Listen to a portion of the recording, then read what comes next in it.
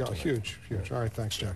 A Chicago couple is conducting an economic experiment. They're trying to make all of their purchases from black-owned businesses. Here's the question, can they do it? Here's another question, should they do it? CNN's Susan Rosegen has details.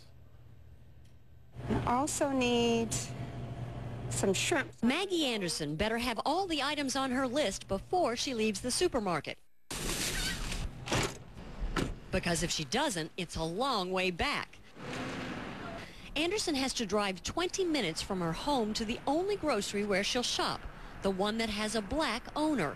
She'll also drive out of her way to eat at a black-owned restaurant, get clothes cleaned at a black-owned dry cleaners, and keep her money in a black-owned bank. You know what, Maggie and her husband John have made a public pledge to try to buy only from black-owned businesses for 1 year.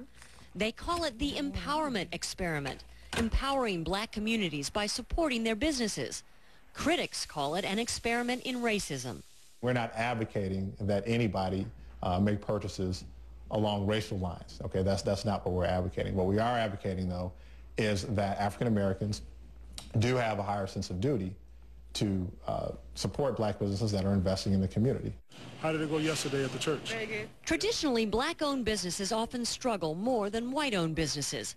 The grocery store owner says he sells only the best products, but he still has trouble persuading shoppers from the neighborhood, black and white, to get past the stereotype that black-owned stores are second-rate. If we are so diverse and we're so equal and everybody's the same, then why is it it's bringing awareness to, there's an African-American grocery store. African-American grocery store is a very nice grocery store. It's a very fresh grocery store.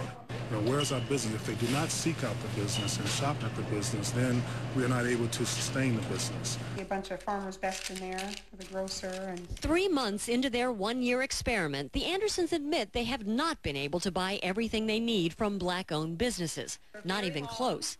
The biggest monthly checks for the mortgage and utilities still go to anonymous, faceless corporations. But the goal is the same. At the end of the day, this is just about people, in the African-American community getting their representative share of the American dream. Susan Rosegen, CNN, Chicago. Presidential comparisons. How's President Obama doing?